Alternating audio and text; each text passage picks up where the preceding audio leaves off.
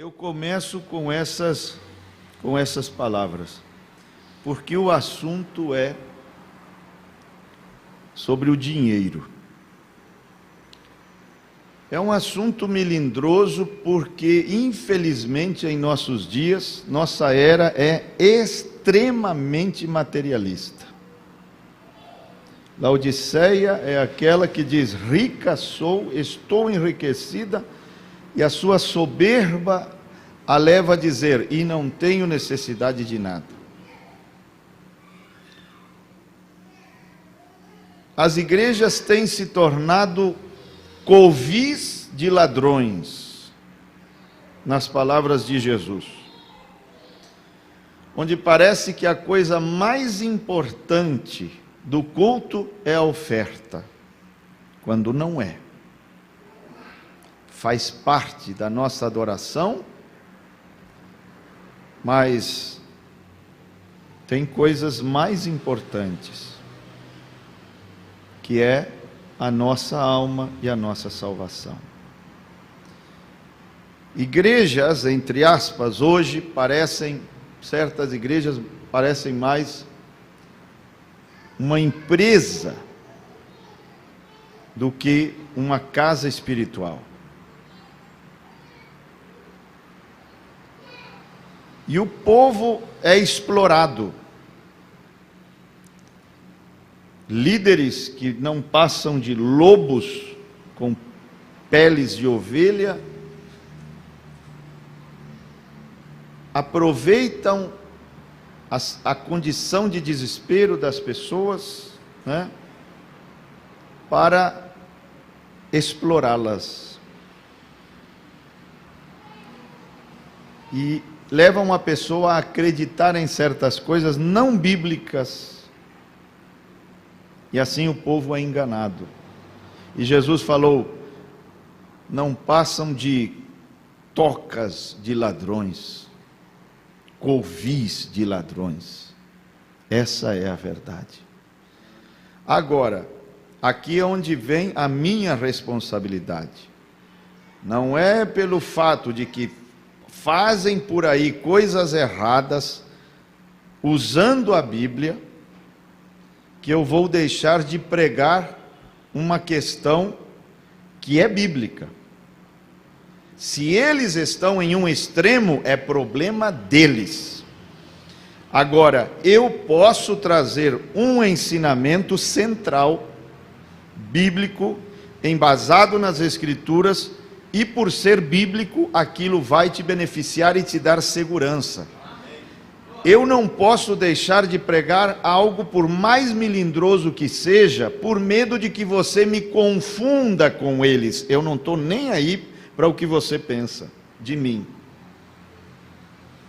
Eu tenho que ter a consciência tranquila, que ensinei certo, que se Jesus me perguntasse por que eu ensinei daquele jeito, que eu possa ter a confiança de dizer: é porque o Senhor ensinou isso na sua palavra. Então eu não posso ter medinho. Não posso. Por amor a vocês e por amor ao Senhor Jesus. Os pregadores não tem, como que é, o irmão Brana diz, o ossinho da sorte, né? Assim, o ossinho da sorte. Eles têm espinhaço, tem que ter espinhaço. Tem que ter espinhaço. Então, nesta passagem, o Senhor Jesus nos fala de uma impossibilidade. Ele diz: não podeis servir a dois senhores. É impossível servir a dois senhores. E ele diz quem são esses senhores aos quais ele se refere. Ele diz: um é Deus e o outro é Mamon. Aí você pergunta assim: o que é isso de Mamon? Em algumas versões bíblicas, a palavra Mamon é substituída pela palavra riquezas, ou dinheiro. Creio que na NVI, que é a Nova Versão Internacional, diz: não podeis servir a Deus e ao dinheiro. Mamon é o nome do, vamos dizer, do espírito que está por detrás das finanças. É a entidade espiritual que opera na questão financeira ou na área financeira. É um demônio específico para essa área. Nós temos no mundo natural especialistas, não é? Tem o médico geral, mas existe o especialista, existe o cardiologista, é específico para aquilo. Odontologia, né? Existem médicos especialmente que estudaram especificamente para questões respiratórias, enfim, de tudo. Existem especialistas. No mundo espiritual também existe isso. O espírito de câncer, espíritos de enfermidade, né? Espíritos de cegueira, trazem especificamente cegueira, câncer, etc. São especialistas. E para o mundo financeiro existe um demônio, um espírito específico, que é este, Mamon. Por isso as riquezas são muito sedutoras, pela sedução deste espírito. E esse espírito que opera no mundo financeiro, que opera na área financeira, ele vem não só para atrapalhar a tua vida financeira, mas também, como diz o profeta, se o diabo não pode te puxar, ele te empurra, né? Então, às vezes ele vem para te atrapalhar nas finanças, ou ele pode vir também para te dar excessivo amor pelo dinheiro. Das duas formas ele te quebra, ele te causa dano, compreende? Então, nós devemos de estar cientes disso e saber que precisamos de sabedoria para essa área específica como para as demais áreas, né? Precisamos de sabedoria para os relacionamentos, precisamos de sabedoria para a criação dos filhos, precisamos de sabedoria para termos uma saúde boa, precisamos de sabedoria para esta área também, porque, como eu já disse, todo problema é um problema de sabedoria. E se você, na área em que você não tiver sabedoria, conhecimento revelado, lembram que disse o profeta bíblico? Ele disse, Amós, né? Foi Amós? Meu povo, não os filisteus, não os amorreus, não os heteus, meu povo foi destruído.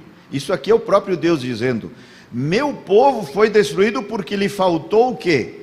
Conhecimento. Aí você diz, eu sou o povo de Deus, eu nunca vou ser destruído. Não é o que Deus diz. Ele diz que se te faltar sabedoria ou conhecimento revelado, aqui não se refere a conhecimento intelectual. Você pode saber muito da Bíblia aqui, muito da mensagem aqui, mas não é a esse tipo de conhecimento que Amós está se referindo. Ele está se referindo a conhecimento revelado. Por quê? Porque revelação é rocha. E se você tiver os seus pés sobre a rocha da revelação, as portas do inferno não prevalecerão contra você. Isso quer dizer, não serás destruído naquela área específica onde Deus te deu revelação espiritual. Então, não se trata de quanto conheço intelectualmente a Bíblia e as mensagens. Se trata de quanta revelação tenho daquilo que eu li na Bíblia e nas mensagens. Porque a revelação é a única coisa que impedirá a tua destruição. Mas eu sou povo de Deus, não importa. Deus, repito, Deus disse, meu povo foi destruído, porque lhe faltou conhecimento. Na área onde te faltar conhecimento revelado, ali você será destruído. Onde você tiver conhecimento revelado, você será próspero, abençoado. As coisas vão fluir, vão dar certo.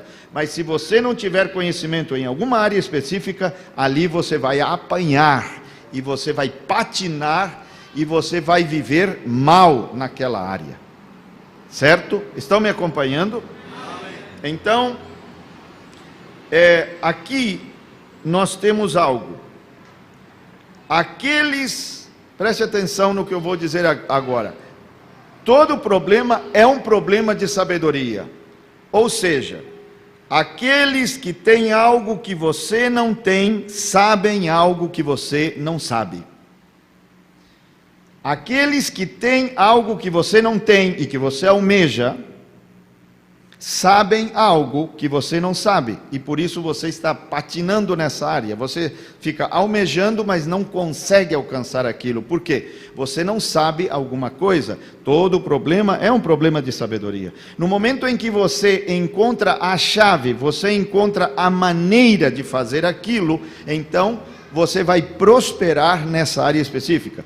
Se você não souber, se você não tiver sabedoria em uma área específica, você vai parecer uma pessoa que caminha numa esteira, gasta energia, mas não sai do lugar. Certo?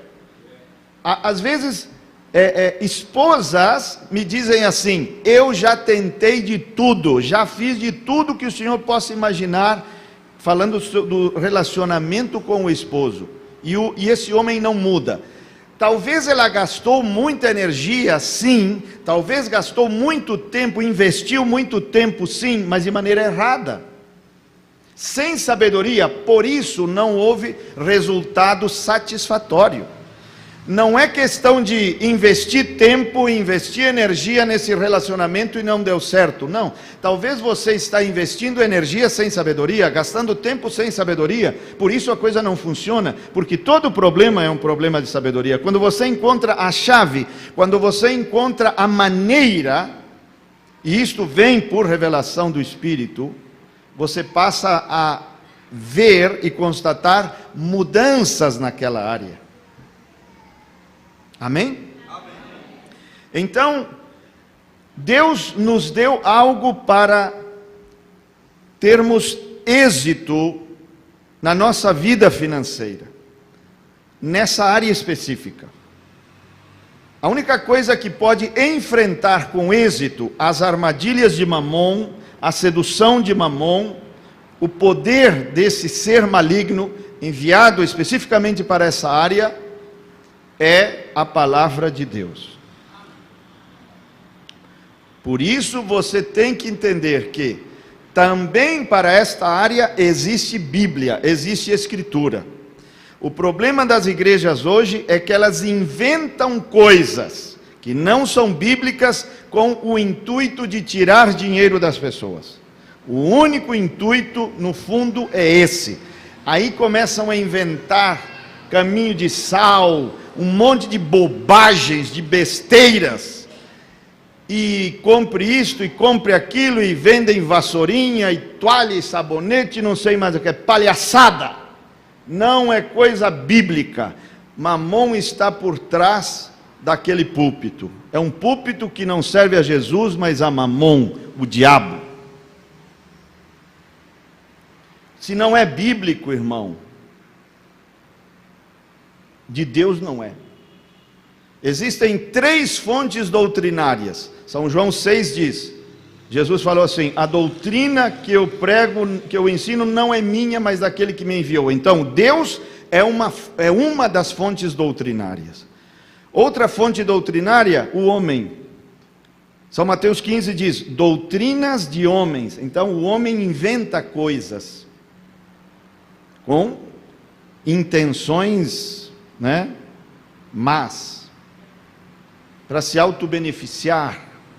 Então, outra fonte doutrinária é o homem, doutrinas de homens, diz a Bíblia.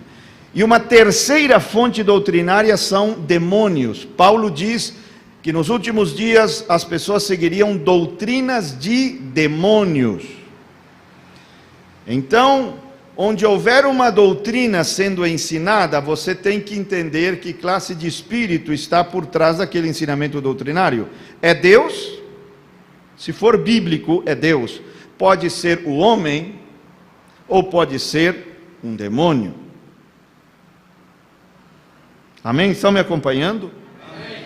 Então nós temos que, para ter êxito nessa área específica, nós precisamos conhecer o que a Bíblia ensina sobre essa área específica, sem torcer para a direita nem para a esquerda, de uma maneira equilibrada, da maneira mais equilibrada possível. O que nós entendemos que a Bíblia nos ensina para essa área específica são dízimos, ofertas, esmolas, todas essas coisas são bíblicas. Você pode ir por esse caminho e você vai se dar bem na vida financeira. Agora, quando foge disso, e aí já começa a haver outras formas que você não encontra na Bíblia, você sabe que Deus não estará ali naquilo, porque o compromisso de Deus é com a sua palavra. Eu já, uma vez, esses dias atrás, enviaram um videozinho para mim sobre um pregador. Eu nem conheço o pregador, mas é um senhor que falava contra os dízimos, dizendo que os dízimos não são da nova aliança. Já ouviu isso aí? Na internet está cheio dessa bobagem. São pessoas que infelizmente não conhecem profundamente as Escrituras e ocupam um púlpito, e a única coisa que fazem é confundir aqueles que assistem os vídeos. Mas ele disse, o dízimo não é para hoje, o dízimo é para o tempo da lei. Quantos ouviram isso já? Quantos ouviram essa expressão? É do tempo da lei, não é para hoje. Não existe no Novo Testamento nenhum mandamento explícito para que sejamos dizimistas, e nisso eles têm razão, não existe.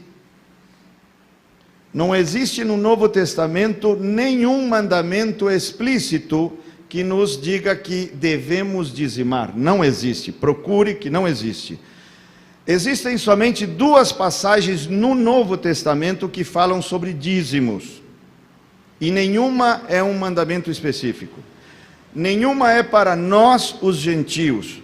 A primeira delas está em Mateus 23, 23, onde Jesus fala com os líderes judeus, em um contexto da lei, e diz, vocês dizimam isto, aquilo outro, esquecem do principal, né, que é a fé, misericórdia, justiça, deverias fazer isto sem deixar de fazer aquilo. Está falando a judeus, porque ele não veio para os gentios. A Cirofenícia quis uma bênção, ele disse, eu não fui enviado para vocês. Então, você vê que o contexto é judaico. E a outra citação bíblica sobre dízimos é Hebreus 7, onde Paulo faz um comentário acerca do encontro de Abraão com Melquisedeque. Aí você diz assim, então pastor, se não existe um mandamento específico para dizimar, por que dizimamos? Eu vou te responder desta forma. O dízimo é um princípio espiritual para que sejamos prósperos financeiramente. Ele não está amarrado a nenhuma dispensação específica. O dízimo existiu antes da lei, durante a lei e continua depois da lei. O primeiro dizimista que a Bíblia registra, se houve outros dizimistas, pelo menos a Bíblia não registra, mas o primeiro que foi registrado foi quem? O primeiro dizimista que a Bíblia registra, quem foi? Abraão, quando encontrou com Melquisedeque. Então, não venha dizer para mim que o dízimo é da lei. Por quê? Porque 430 anos antes da lei, Gálatas 3, havia dizimistas. E detalhe, Quando Abraão dizimou, ele não dizimou porque havia um mandamento escrito e explícito dizendo que ele tinha que dizimar. Nem promessa não havia para começar, tipo assim: abrirei as janelas dos céus, repreenderei o devorador. Abraão não tinha esse tipo de promessas escritas, está entendendo? Porque Gênesis foi escrito por quem? Moisés. Moisés veio 4 séculos depois de Abraão. Abraão não tinha Gênesis, Abraão não tinha uma Bíblia, não tinha nada escrito, mesmo assim dizimou. Então você começa a ver a profundidade do dízimo já aqui. Que se o pai Abraão dizimou sem ter mandamento escrito, nem mandamento explícito, mesmo assim dizimou, o que seria com a semente de Abraão? Não faria o mesmo? Eu não preciso de um mandamento explícito ou escrito para dizimar. Eu preciso da mesma revelação que o pai Abraão teve para dizimar. Amém? Então, eu não preciso de uma promessa. Eu não preciso de um mandamento escrito, eu preciso de uma revelação espiritual. De onde Abraão tirou aquilo?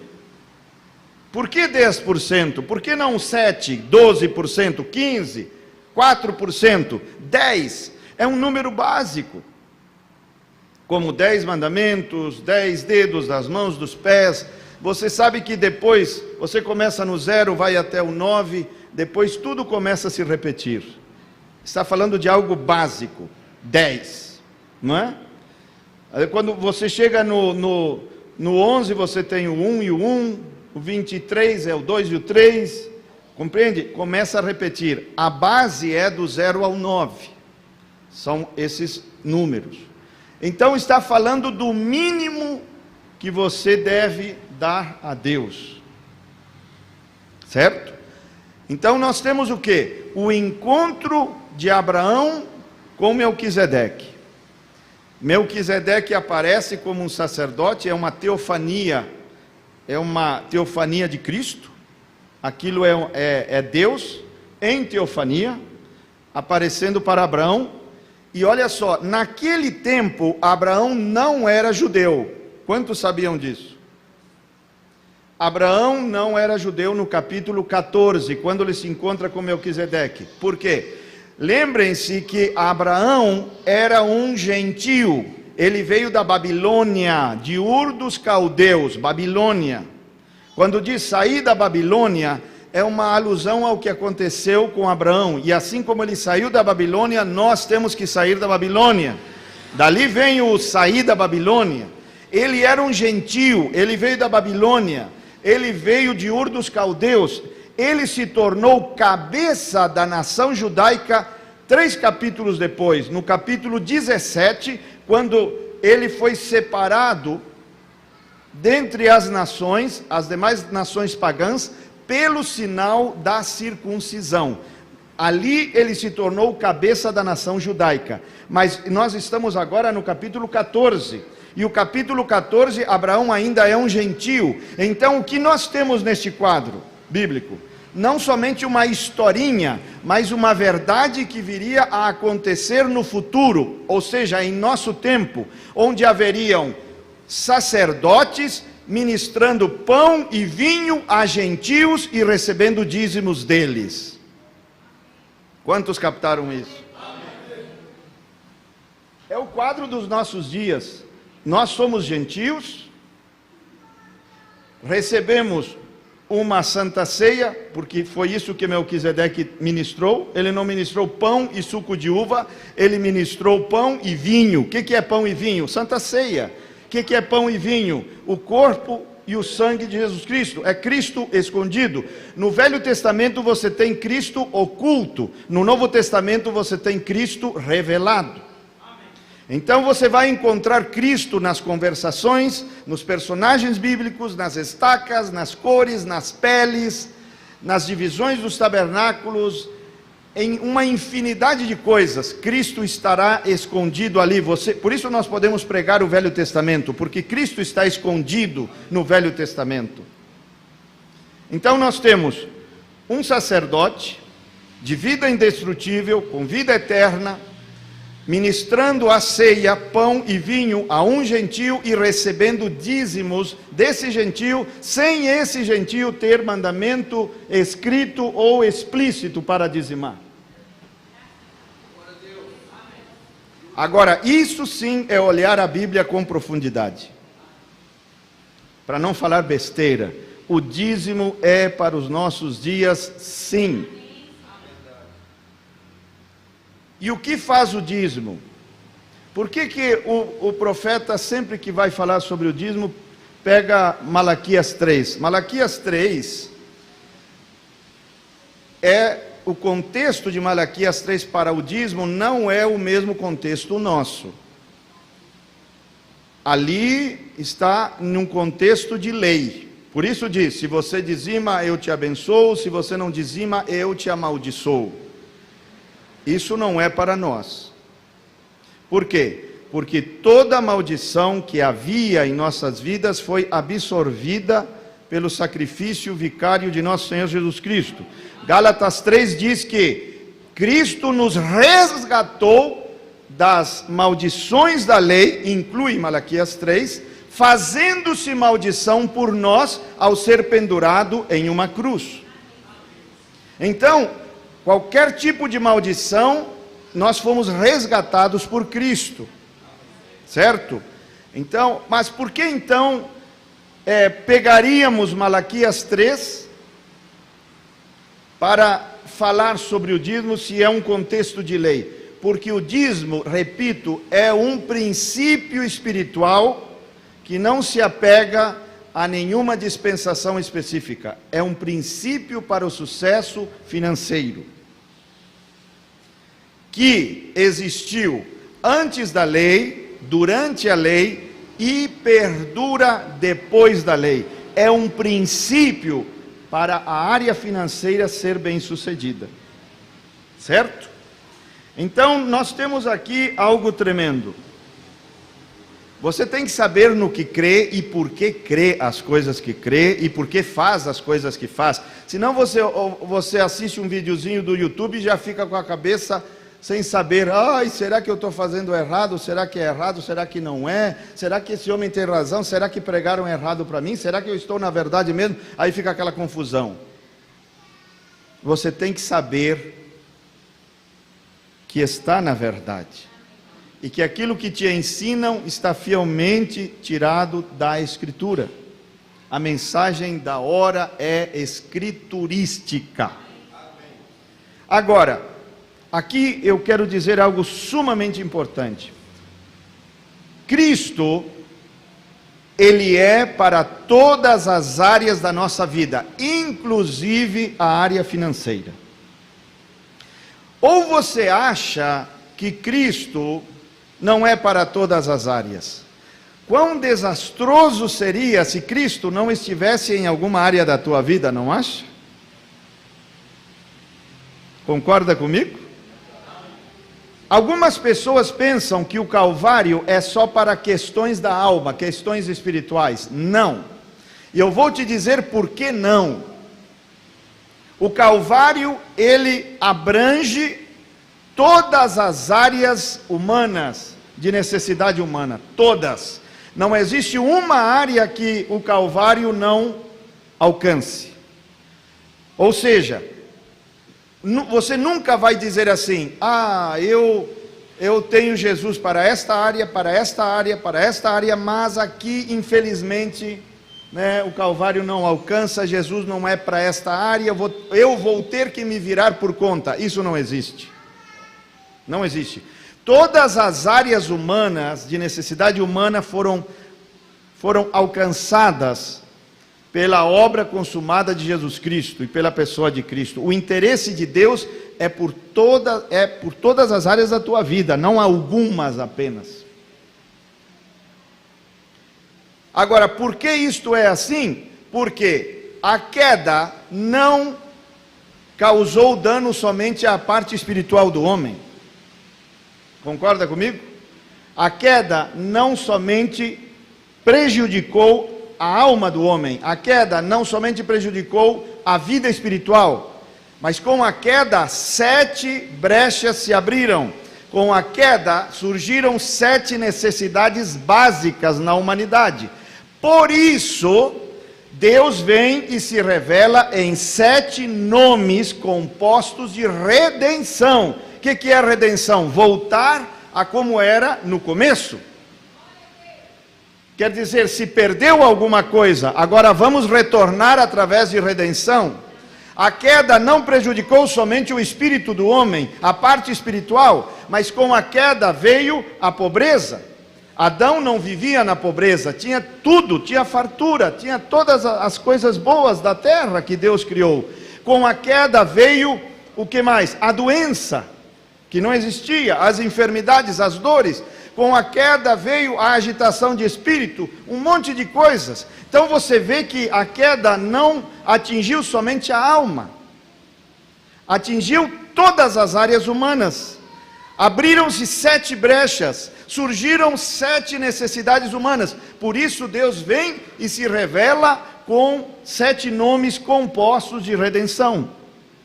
A queda trouxe o pecado. Então Deus vem e se revela como Jeová Sidkenu. Jeremias 23, 6, 1 Coríntios 1, 30. Jeová Sidkenu significa: o Senhor é a nossa justiça. Isso para fechar a brecha do pecado. A queda trouxe a enfermidade. Então ele vem e se revela como Jeová Rafá, o teu curador. Êxodo capítulo 15, verso 26.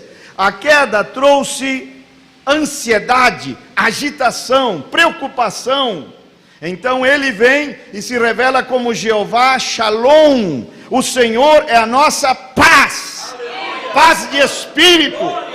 Paz que guarda a nossa mente e o nosso coração em Cristo Jesus. Paz em meio à tempestade. Juízes 6:24, a queda trouxe a derrota, o fracasso para o ser humano. Então Deus vem e se revela como Jeová Nissi, a nossa bandeira de vitória. Aleluia! Para um homem derrotado, para um homem fracassado, para um homem que não sabe mais o que fazer, para se levantar, ali está a grande bandeira de vitória, o grande Jeová Nissi. Aleluia! Glória a Deus, glória a Deus. E isso está em Êxodo capítulo 17, versículo 15. Com a queda veio a desorientação. O homem não sabe se aquela moça é a pessoa certa para casar, a moça não sabe se aquele rapaz é a pessoa certa. Fica aquela coisa confusa, desorientada. É para mudar de emprego? Não é? Tenho que mudar de cidade? Eu não aceito ou não aceito esta proposta? A desorientação, fruto da queda. Então ele vem e se revela como Jeová Roi. O Senhor é o meu guia, o Senhor é o meu pastor e nada me faltará. Aleluia! Salmo 23, 1. Sim, Salmo 23, 1, o Senhor é o meu pastor, meu guia, meu Jeová Roi, aquele que me orienta, aquele que me guia, aquele que me lidera, aquele que me tira toda a confusão mental. Então você está vendo que a queda não afetou somente a alma. Então Deus não poderia vir no Calvário só para a alma, porque 7 brechas se abriram com a queda. Deus teria que vir no Calvário para fechar 7 brechas. A queda trouxe, sabe mais o que? A distância de Deus. O homem perdeu a presença de Deus. Então Deus vem e se revela como Jeová Samá ou Chamá, que significa o Senhor está ali. É o último versículo do capítulo 48 de Ezequiel. Jeová Chamá, ou o Senhor está ali, ou significa também presença contínua. Eis que estou convosco todos os dias. Isso é Jeová Chamá. Já não estáis distantes, fostes aproximados pelo sangue de Jesus Cristo, disse Paulo. Aleluia! E por último, e propositalmente, eu deixei o seguinte: a queda trouxe a escassez. A queda trouxe a miséria, a queda trouxe a pobreza.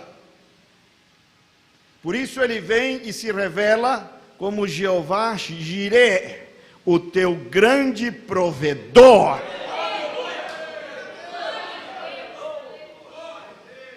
Pobreza é de Deus? Não, não é de Deus. Nunca foi e nunca será. Você diz, mas Jesus era pobre? Sim. Segundo aos Coríntios 8:9 diz: bem conheceis a graça de nosso Senhor Jesus Cristo, que sendo rico, se fez pobre. Então Jesus se fez pobre, mas com um propósito. Sabem o que o irmão Branham diz sobre a pobreza de Cristo? Ele diz: sabem por que Jesus se fez pobre? Para que a pobreza pudesse ser crucificada, porque pobreza não é de Deus. Não está certo isso, que você viva uma vida ali amarrada, regrada. Você olha uma coisa e não pode comprar, teu filho pede uma coisa, você não pode comprar. Uma mãe me disse uma vez, eu nem sequer tinha condições de comprar uma mochilinha decente para o meu filho ir para a escola. Isso não pode ser de Deus. Deus nos quer felizes, Deus nos quer abençoados, Deus nos quer fartos, prósperos. Meu Deus é assim, porque Ele é o grande Jeová Jireh. Não ponham em Deus aquilo que deve ser colocado no poder do pecado e da queda de Adão. A queda trouxe a miséria, a queda trouxe a escassez, a queda trouxe a pobreza, mas Jeová Jireh trouxe o quê? A provisão abundante. Aleluia! Deus quer que você tenha o suficiente para satisfazer suas necessidades pessoais e sobre para ajudar outros. Paulo disse isso. Paulo disse isso. Então muda a mentalidade, irmã, muda essa mentalidade. Essa coisinha de que tem que ser um miserável, para ser humilde, não tem nada a ver. As pessoas, mas ali na Bíblia, pastor, diz que difícil um rico entrar, que rico quase que não entra, e não sei o que. Irmão, por que você não lê a Bíblia direito? Presta atenção, você acredita que a Bíblia é inspirada por Deus? Amém. Que os paralelos bíblicos são inspirados, as palavras, tudo na Bíblia é inspirado, é de divina inspiração? Muito bem. No capítulo 18 de Lucas, nós temos o encontro de Jesus com o mancebo de qualidade. Foi ali que ele disse: mais fácil o camelo passar pelo fundo de uma agulha do que um rico entrar, quão difícil é um rico entrar, e isto e aquilo. Aí as pessoas já ficam com a imagem que rico não entra, e se rico não entra, então eu tenho que ser pobre. Capítulo 18 de Lucas. Cristo e o mancebo de qualidade. Capítulo 19 de Lucas. Um rico é salvo, Zaqueu. E a Bíblia diz assim: e aquele homem era chefe dos publicanos e muito rico. E não se salvou vendendo tudo o que tinha, deu só a metade aos pobres e 4 vezes a quem tinha defraudado. Nem teve que se desfazer como Jesus pediu do mancebo, né? Vende tudo o que tens. Não, Zaqueu se salvou sem vender tudo o que tinha. Ali você tem o exemplo de um rico salvo. Então não fala bobagem. Leia a Escritura como uma massa só, com todo o seu contexto, com todas as suas inspirações. Perceba os paralelos, perceba como o Espírito Santo colocou Lucas 18 com Lucas 19, para que você não fique assim, para um lado, caia num extremo de pensar que você não pode ter as bênçãos financeiras, porque senão vai ter problemas espirituais. Não, ali havia um rico, e isso está em paralelo, irmão. Capítulo 18, capítulo 19, não é por acaso. Não é por acaso, isso é para nos dar um entendimento, para nos dar uma profundidade de compreensão nessa área. Porque se você fica só no capítulo 18, você fica assim, para um lado, para um extremo. Aí o capítulo 19 mostra que te dá o equilíbrio. Está entendendo o que eu quero dizer? Então olha só, Jeová Jirê, Ele é o grande provedor.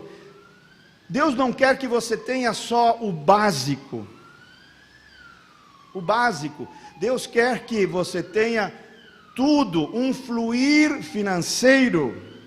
Olha só, como que eu vou dizer? As coisas materiais, elas nem deveriam estar sendo buscadas, deveriam estar sendo acrescentadas.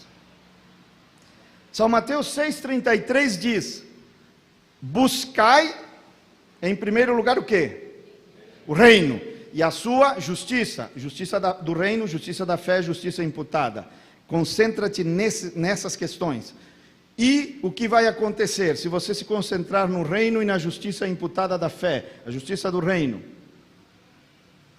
As coisas materiais irão fluir, serão acrescentadas. Então, nesse versículo, ensinamento de Jesus, você vê que existem coisas que são para ser buscadas e outras para ser acrescentadas. Você não pode buscar aquilo que deveria estar sendo acrescentado, nem esperar que seja acrescentado aquilo que deveria estar sendo buscado. Você tem que fazer como a Bíblia diz: busque o que é para buscar e tenha expectativa para que seja acrescentado aquilo que a Bíblia diz que é acrescentado quando você busca o reino. Compreende? Às vezes, aí a pessoa faz o quê? Faz tudo ao contrário.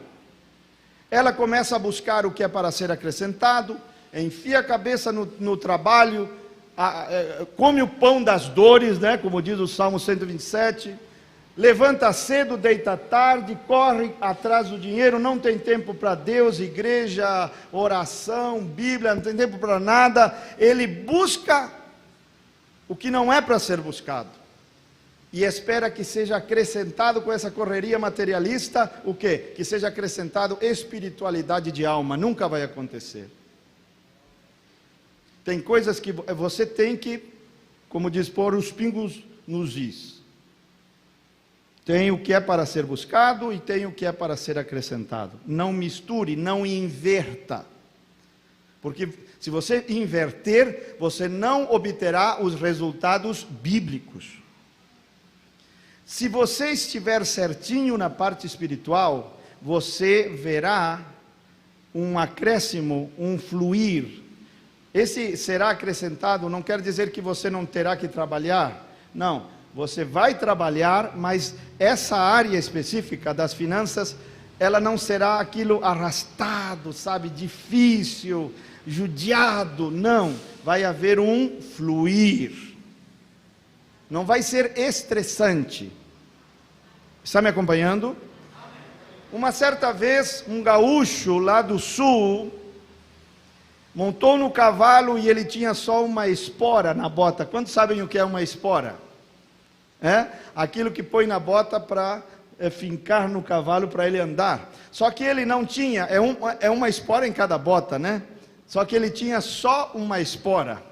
Aí alguém disse: mas por que você tem só uma espora? São duas. Por que você tem só uma espora só em uma das botas? Por quê? Diz: porque se um lado do cavalo anda, o outro vai andar também. Se esse lado espiritual anda, o financeiro vai andar também. Se esse lado anda, este vai andar também. Porque se eu buscar em primeiro lugar o reino, se esse lado está andando, eu estou buscando certinho, o outro lado vai andar também. Então, ponha sempre Deus em primeiro lugar. É isso que quer dizer. Certo?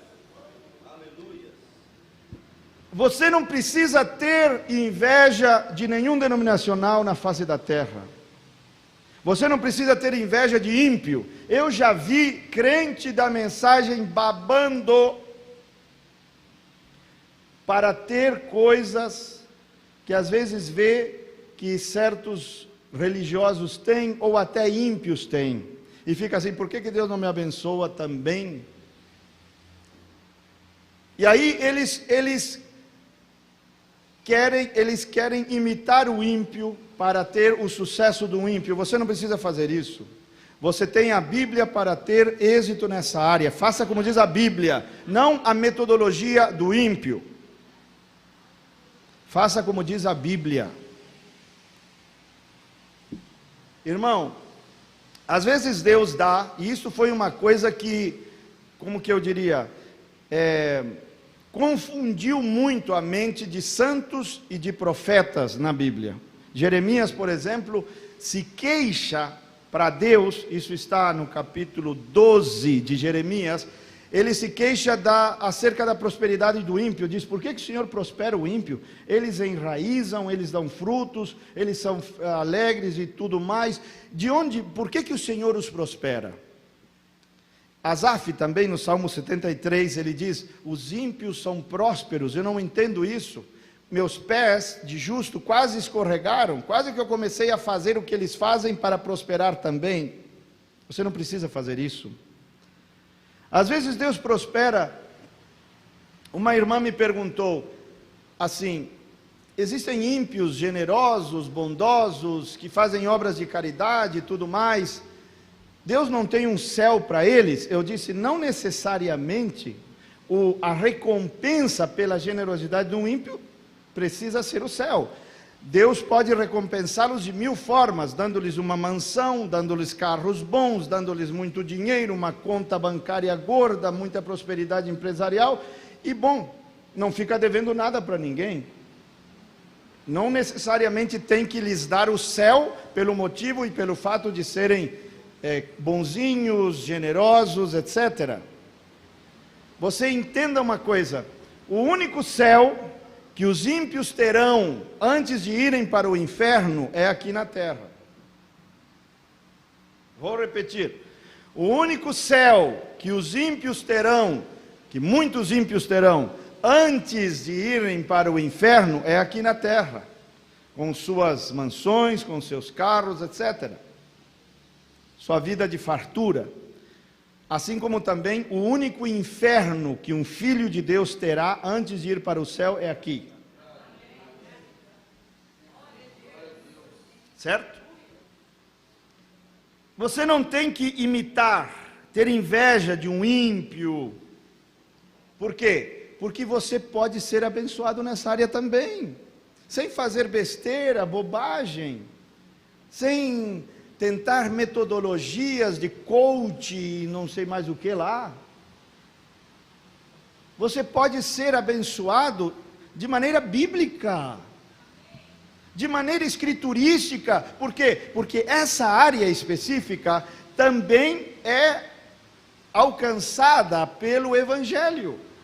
O Evangelho de Jesus Cristo não deixa a área financeira de fora e diz para você, se vira, porque a minha obra consumada não tem esse alcance, ou não inclui essa área. Não existe isso. Eu quero Jesus em cada área da minha vida. Quero Jesus no meu corpo, na minha saúde, na minha mente, nos meus relacionamentos, também nas minhas finanças.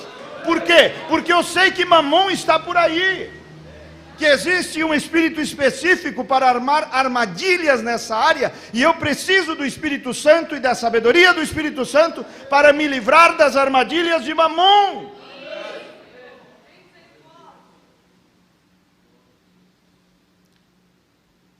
Deixa eu te perguntar uma coisa, porque agora que eu vou começar a pregar. Você tem sonhos engavetados? Levanta a mão, quem tem sonhos engavetados? Engavetou porque não tem condição financeira. Levanta a mão, fica com a mão para cima. Quero ver, só quero ver. Muito bem. Tem uns assim, né? Levanta a mão assim. Não tenha vergonha. Muito bem. Eu vou te ajudar. Eu falei que eu ia te ajudar. Posso te machucar, mas também vai te ajudar. O Senhor faz a ferida e também cura. Amém. Amém. Olha só. Por que você engavetou os sonhos? Porque você confundiu algo. O que você confundiu? Você confundiu os meios com a fonte. Esse é o teu problema. Só Deus é a nossa fonte provedora.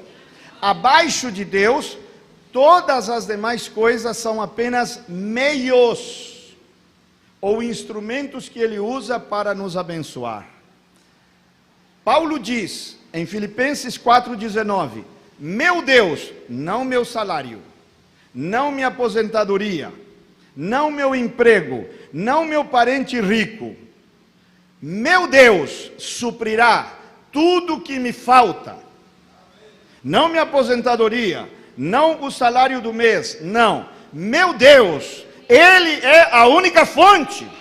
Meu Deus suprirá tudo que me falta conforme o meu salário? Não, conforme as suas riquezas em Cristo Jesus. Paulo está nos dizendo, não confunda os meios com a fonte, só Deus é a tua fonte. As demais coisas, como o teu emprego, o teu salário, a tua aposentadoria, teu parente rico, o político, seja o que for, são apenas meios que Deus pode usar ou não, Ele usa do jeito que quiser, mas você, para tirar sonhos da gaveta, vai ter que aprender quem é a tua verdadeira fonte.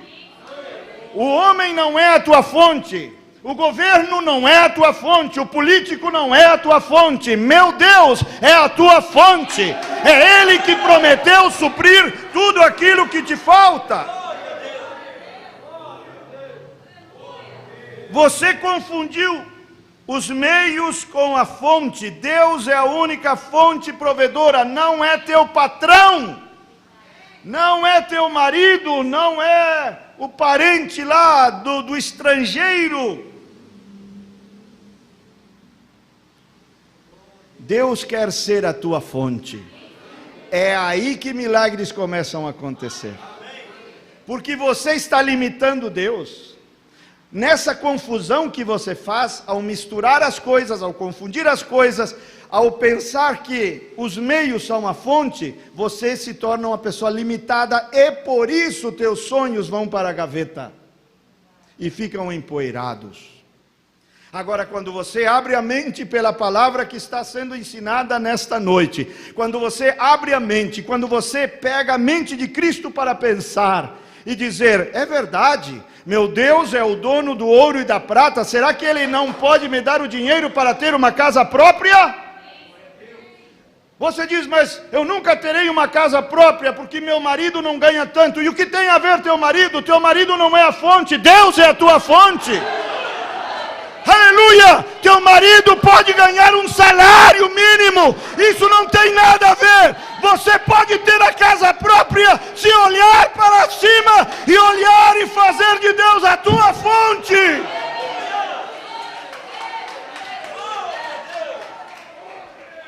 Está entendendo? É nesta noite que sonhos vão sair da gaveta. É nesta noite que Deus vai ressuscitar velhos sonhos adormecidos. Ai, pastor, eu nunca... Está difícil isto ou aquilo, porque você está confundindo as coisas. Você está dizendo, olha o teu raciocínio, com o salário que eu ganho, não dá. Você confundiu, irmão, confundiu as coisas. Teu emprego é apenas, ouça, teu emprego é apenas um dos milhões de meios que Deus tem disponíveis para te abençoar, para que você possa alcançar o seu sonho. Não depende do quanto eu tenho, depende de suas riquezas em glória em Cristo Jesus. E Deus não é pobre. Já pensou, dono do ouro e da prata? Não tem nada de pobreza nessa expressão bíblica. Está te abençoando a palavra nesta noite? Aleluia! Teu emprego, tua aposentadoria, seja o que for, teu negócio, é apenas um dos milhões de meios que Deus pode usar para te abençoar. E isso vai começar a acontecer no momento em que você deixe de confundir as coisas e comece a olhar para cima e dizer: Senhor, estou esperando a minha casa de Ti, estou esperando isto de Ti, Tu és a minha fonte, meu emprego não é a minha fonte, a empresa na qual eu trabalho não é a minha fonte, meu negócio pessoal não é a minha fonte, Tu és a minha fonte, estou olhando para Ti. Então, quando você começa a orar, olhando para Deus como fonte, o que começa a acontecer? Deus começa a usar pessoas, milagres começam a acontecer, porque você agora está olhando para o lugar errado, você não está limitando Deus, você não está confundindo as coisas. Então Deus pode usar pessoas conhecidas ou desconhecidas, a bênção pode vir de um lado que você espera ou de uma forma inesperada. Mas a coisa amplia, porque qualquer pessoa ao teu redor, ou pessoas até que você nem conhece, podem se tornar instrumentos usados por Deus para te abençoar de alguma forma. Aí você começa a viver por fé. Aleluia. E, ouça. Você já teve experiências, tenho certeza que você já teve essa experiência que eu vou contar agora. Você já teve experiências e você não entendeu, você ficou até emburrado, existe essa expressão aqui, é emburrado, bicudo. Por quê? Você não entendeu, você estava passando por um problema financeiro, então você foi e pediu emprestado um dinheiro para um irmão. Presta atenção, você pediu emprestado, aí o irmão disse: bom, vou te emprestar sim. Aí você disse: bom, eu recebo meu dinheiro tal dia assim, eu vou pagar certinho, irmão. E você paga certinho, certo? Você pagou certinho e a sua dívida daquele dinheiro que você pediu para aquele irmão. Muito bem.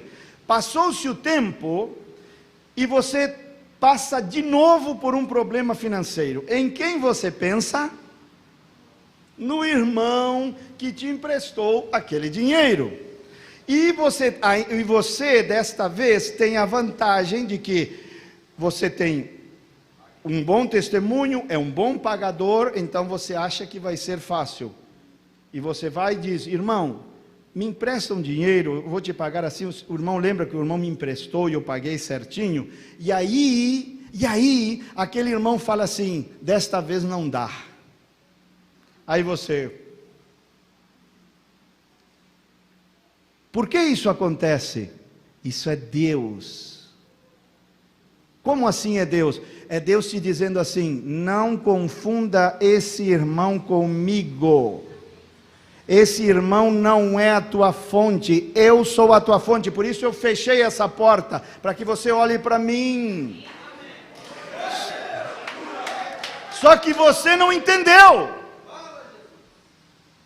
Você não entendeu a sabedoria da situação, o ensino do Espírito. Você ficou brabo, você ficou assim, você até ficou com uma magoazinha desse irmão, né? E até esqueceu o empréstimo do passado, de ser grato pelo empréstimo do passado, como ele te ajudou em um momento difícil da tua vida. Por que Deus fecha portas assim? Porque é para te ensinar. Filho, você não precisa ficar batendo na porta de ninguém, eu sou o suficiente. Bata na minha porta. Você não precisa ficar se arrastando atrás de empréstimos disto e daquilo. Você tem a mim, a tua fonte. Então abra a mente nesta noite, comece a olhar para o lugar certo.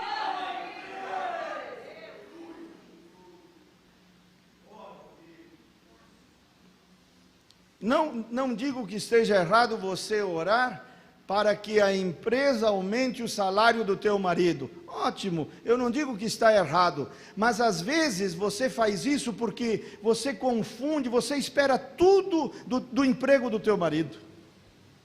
Parece que é a única fonte, não é. É um dos meios, mas Deus é a única fonte. Abaixo de Deus, Tudo são meios e instrumentos que Ele pode usar. Deus é a única fonte, única. Por que você acha, vou te fazer uma pergunta, por que você acha que Deus tirou 2, 3 milhões de pessoas do Egito e levou para o deserto? Um lugar onde não havia farmácia, não havia açougue, não havia supermercado, não havia hospital, não havia nada. Por que será? Para mostrar que Ele é a fonte. Se você não tem hospital, nem farmácia, nem mercados, nem nada, nem por isso vai morrer. Porque eles não tinham nada disso lá no deserto. E não faltou pão, não faltou carne, não faltou água, não faltou mantimento. E havia fartura. O propósito pelo qual Deus tirou todos aqueles milhões do Egito e os levou para um lugar deserto, onde não haviam recursos humanos, era para mostrar, não importa se não há recurso humano ao teu redor, pode olhar para mim que eu não vou deixar nada faltar na tua casa, não vou deixar nada faltar na tua vida. Aleluia! Esse Deus não está morto. Esse Deus de Israel não está morto. Esse Deus lá do deserto não está morto. Ele ainda é capaz. Ele ainda é capaz. Amém? Esse Deus, olha, você sabia que existem coisas impossíveis para Deus? Hã? Existem coisas impossíveis para Deus. Você não acredita? Você tem que ler mais a Bíblia, hein? Porque a Bíblia fala que tem coisa impossível para Deus. Você está acostumado com trechinhos, alguns trechinhos selecionados da Bíblia, como por exemplo aquele, para Deus não há impossíveis. Por isso você acha que eu estou errado, né? Mas você tem que ler a Bíblia toda. Porque eu vou te mostrar na Bíblia o próprio Paulo dizendo que existem coisas impossíveis para Deus. Você diz, pastor, não, o senhor está errado, não está? Não, não estou. Eu estou dentro da Bíblia, das Escrituras. Jesus disse assim, o que é impossível para os homens, é possível para Deus. Um dia, lendo essa Escritura, na minha mente, essa Escritura se inverteu, e o Espírito Santo me disse assim, e também o que é possível para os homens é impossível para Deus. E eu disse, o quê? Eu disse, existem coisas que são possíveis para os homens e impossíveis para Deus? Ele disse, sim. Eu pedi uma escritura e ele me levou para Hebreus 6,18, onde Paulo diz, é impossível que Deus minta.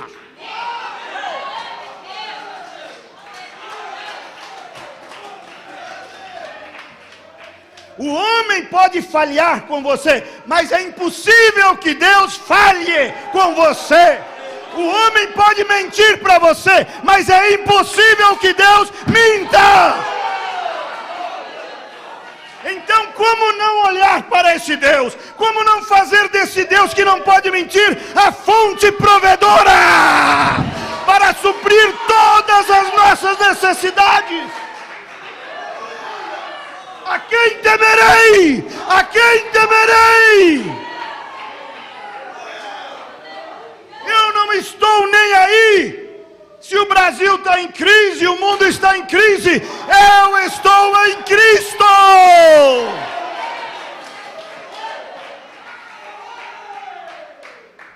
Eu não estou em crise, porque o céu não está em crise. Eu não estou em crise, porque a minha fonte não está em crise. O céu não está em crise. Aí a pandemia fechou empregos, negócios, empresas. E daí? Meu Deus, não está em crise. Se eu confundo as coisas, eu vou me complicar. Porque eu estarei olhando para aquele emprego, para aquele serviço, para aquele trabalho, entendeu? Aí eu vou temer, eu vou ter medo. da pandemia e das consequências. Mas se eu não estou olhando para nada aqui embaixo como fonte, somente para Deus, do que devo temer? Nem 1000 pandemias podem me prejudicar, nem 5.000 pandemias, nem 10.000 pandemias. Cairão 1000 ao teu lado, 10.000 à tua direita, mas tu não serás atingido.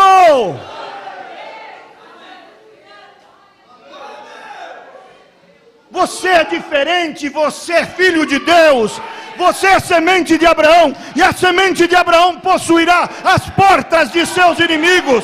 Você tem o poder para pisar serpentes e escorpiões, você tem o poder para vencer qualquer crise. Por quê? Porque teu Deus, e unicamente teu Deus, é a tua fonte provedora.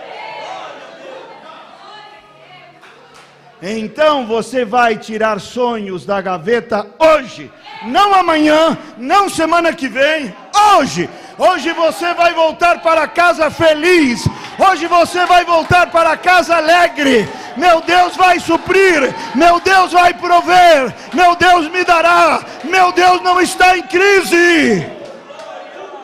Aleluia! Oh, aleluia!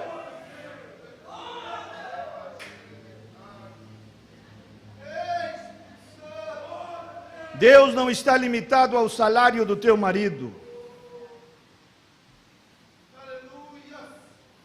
O que tem a ver o salário que você ganha? O que tem a ver? Alcance sonhos grandes, mesmo que tenha um salário pequeno. Olhando para Deus, está te abençoando a palavra nesta noite. Você acredita que é o Espírito Santo falando contigo nesta noite? Aleluia! Aleluia!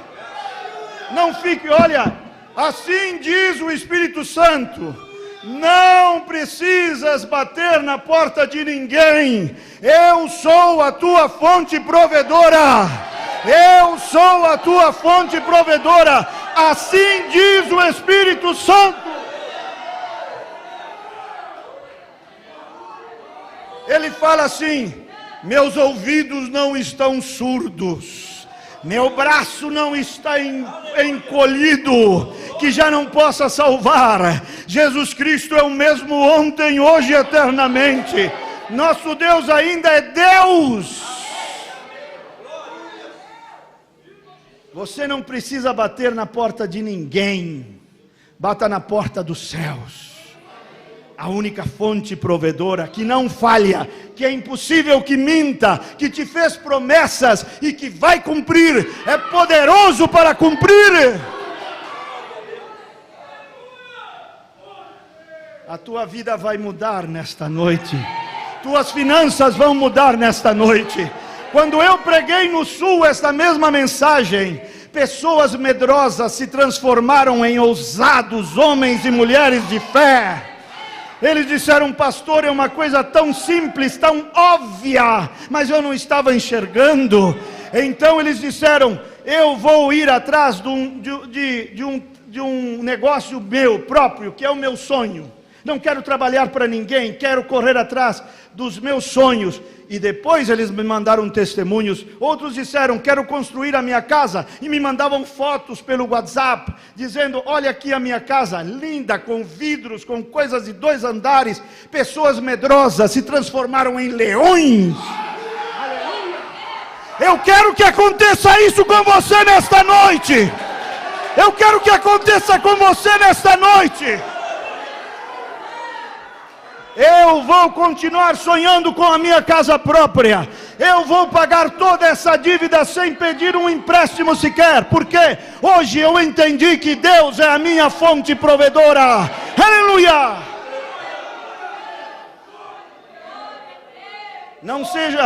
Não seja como o menininho, dois irmãos, pequenos. A vovó chegou e disse assim para os netos: diz: meus netos, já é hora de dormir, vamos para o quarto. Vão para os seus quartos, chegou a hora de dormir, mas orem antes. E os dois menininhos se ajoelharam, e o menorzinho começou a gritar na oração. O maiorzinho fez uma oração, né, num tom de voz normal, e o outro começou: Deus, me dá a minha bicicleta, Deus, eu quero a minha bicicleta, Deus. O irmãozinho falou assim: que é isso? Por que você está gritando desse jeito? Deus não é surdo. Aí o outro respondeu: Deus não é surdo, mas a vovó é. Quer dizer, a fonte de onde viria a bicicleta é a vovó. Não, não é a vovó. Não precisa gritar. Você pode até pensar, e aquele que conhece os pensamentos e intenções do coração, sabe o teu desejo profundo. Aleluia. Olha, Pedro, nós falamos isso um pouquinho esses dias atrás. Trabalhou a noite toda, não apanhou um peixe. Sua experiência não serviu de nada, seu currículo extenso não serviu de nada. Às vezes teu currículo não vai te ajudar, mas a tua fonte sempre vai te ajudar. Às vezes a tua experiência vai falhar numa noite escura, mas a tua fonte nunca vai mentir para você, nunca vai falhar.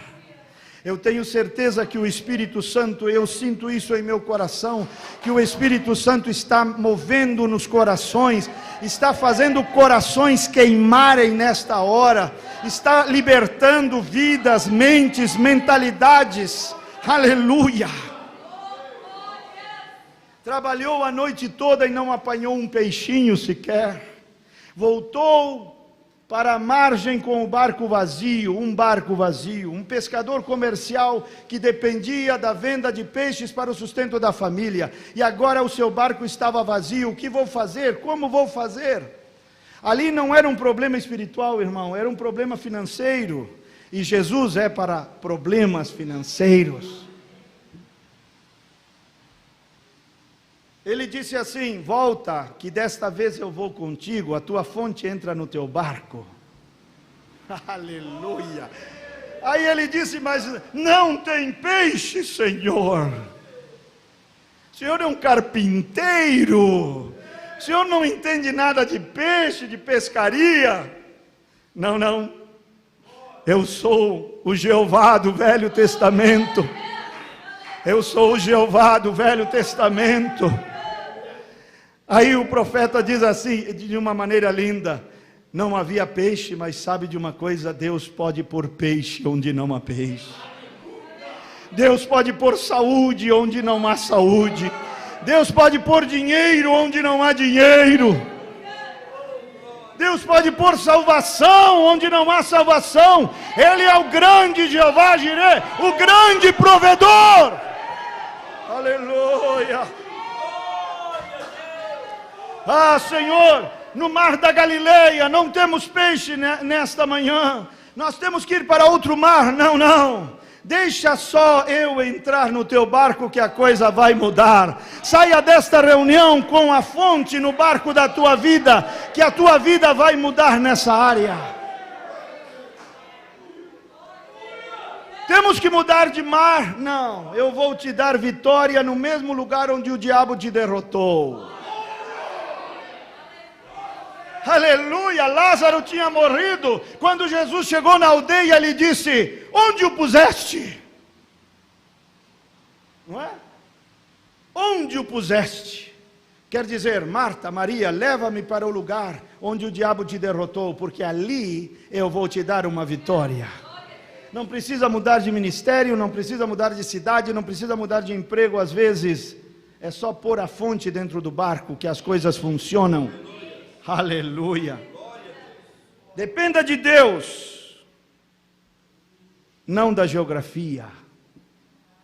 Às vezes irmãos de cidades pequenas dizem: eu vou mudar para uma capital para ter mais chance. É lógico que sim, há mais chances de emprego em uma capital, mas não necessariamente, porque a tua fonte funciona em qualquer cidade do planeta.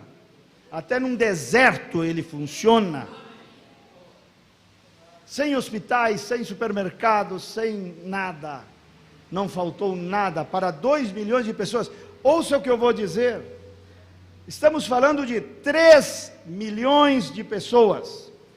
Quantos habitantes tem aqui, BH? Mais de... Tá. Vamos pôr aqui uns 3 milhões para encaixar com a ilustração bíblica. Você já imaginou 3 milhões, a BH toda, sustentado no deserto? Que para nenhum mineiro falta saúde, falta pão, falta carne, roupa, água. Seria um milagre tremendo, não? Belo Horizonte.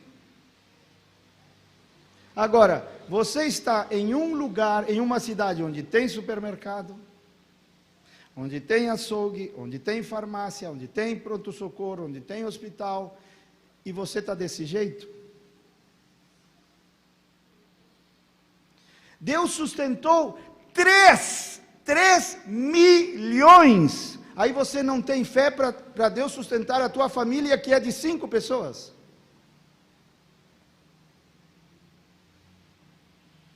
Ai, vai faltar para os nossos compromissos do mês. Que isso, irmão? São 5 pessoas na tua casa, são 3 pessoas na tua casa, são 2, sei lá quantas são. Aí eu estou falando de um Deus que sustentou 3 milhões. Será que Ele não tem poder para sustentar 5 pessoas, sem deixar faltar nada para 5 pessoas lá em casa? Está vendo como a nossa fé é pequena? Que nós precisamos ter a mente de Cristo para acreditar em coisas grandes e bíblicas? Bom, agora aqui vai entrar uma coisa que pode machucar algumas pessoas. E se eu te machucar, eu vou te machucar. Mas para você acordar. Um dos grandes segredos para termos sucesso na área financeira é dar. Dar.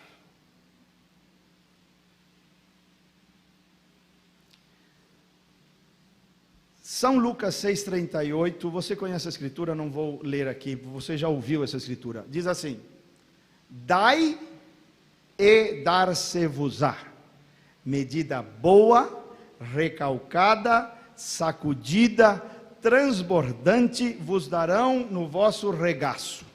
O que vem antes, receber ou dar? Dar. Jesus diz que se você der, será dado a você. E não será dado algo de medida escassa, mas medida boa, isso quer dizer qualidade. Boa, coisa boa. Ah, isto aqui é... Não, coisa boa, medida boa. Medida boa, recalcada, sacudida e transbordante. Já alguma vez comeu essa pipoca, não sei como dizem aqui, pipoca, quando enchem aquele saquinho, enchem, aí batem, batem para que desça a pipoca, medida boa, recalcada, sacudida, e depois vem aquela pazinha por cima, assim, até que cai. Bom, é isso. Não é assim que cai, aquela pasada final ali. Isso, é assim que Deus quer te abençoar.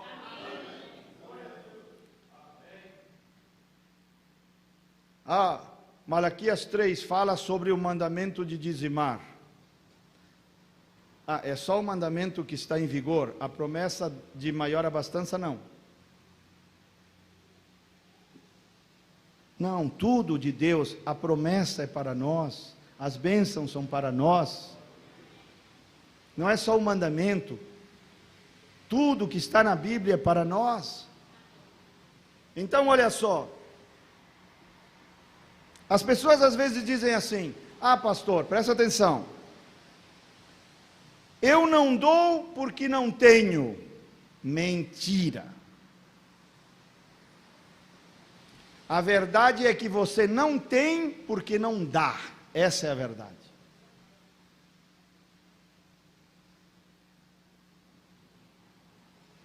Porque dai e dar-se-vos-á.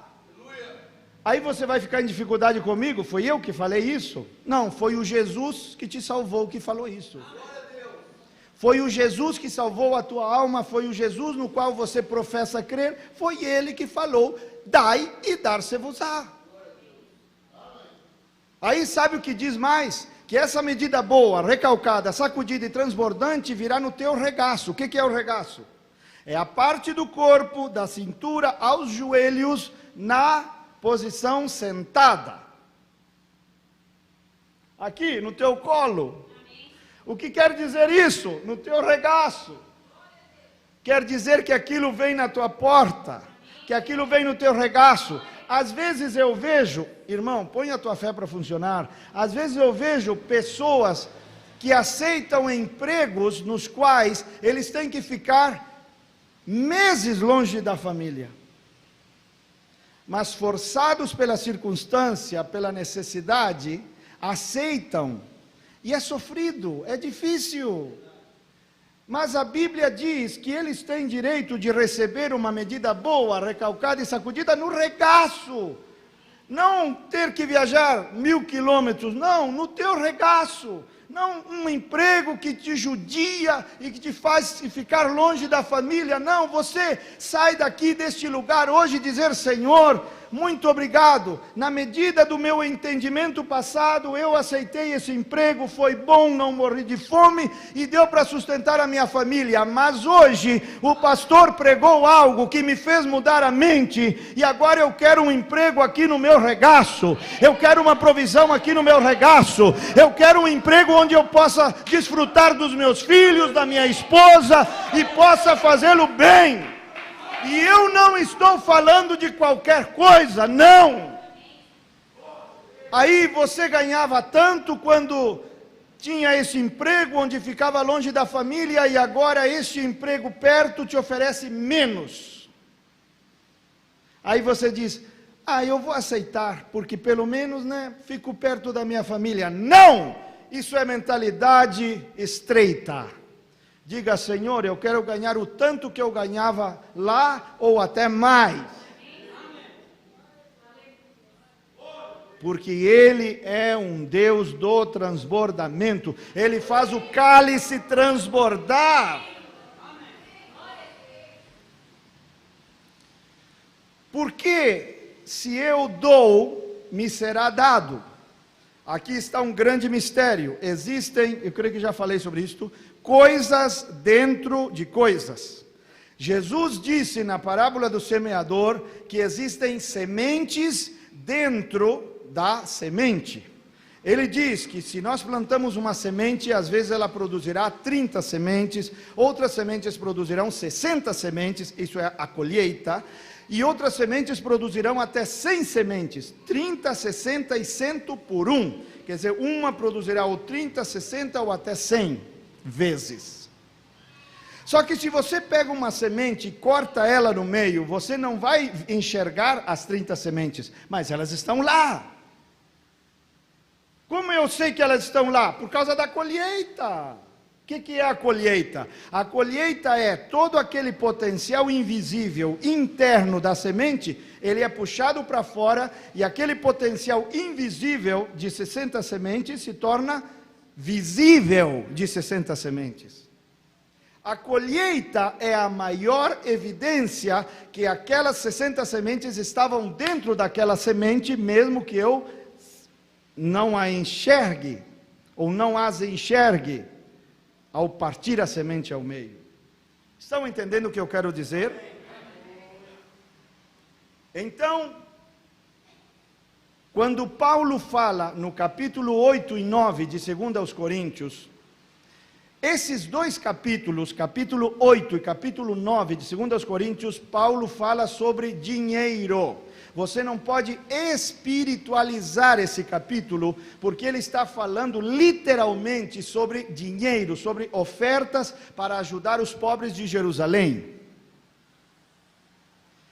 E é naquele capítulo, mais especificamente, capítulo 9, versículo 6 de 2 Coríntios, que ele faz um paralelo. Ele diz: nosso dinheiro é como uma semente. Certo? Certo? Ele diz, olha, ele está falando sobre ofertas, e ele diz, aquele que semeia pouco, então ele está comparando o nosso ofertar a um semear. Aquele que semeia pouco, pouco colherá. Vai colher, mas a colheita é proporcional ao investimento. E aquele que semeia muito, muito colherá. Assim como existem sementes, coisas dentro de coisas, assim é a natureza de Deus. A natureza que Deus fez, a criação, me refiro. Assim como existem sementes dentro da semente, o plural dentro do singular, também existe dinheiro dentro do nosso dinheiro. Quando você tem uma nota de dinheiro na mão, você tem uma semente. E existem sementes, existe um potencial muito grande dentro daquela nota. Por isso Paulo comparou nosso dinheiro a uma semente, e ele diz, se você semear pouco, se você semear muito. Estão me acompanhando? Então, o que acontece? Como eu puxo, se eu tenho uma semente, o irmão Brana diz assim, você pode deixar aquela semente em cima de uma mesa, e ela vai ficar semanas e meses ali, não vai produzir colheita nenhuma, mesmo que esteja cheia de vida, cheia de potencial. Como eu puxo aquele potencial imenso de 30, de 60 e de 100, como eu puxo para fora em uma colheita poderosa, como eu puxo para fora aquele potencial invisível e o torno visível, plantando, semeando, ofertando.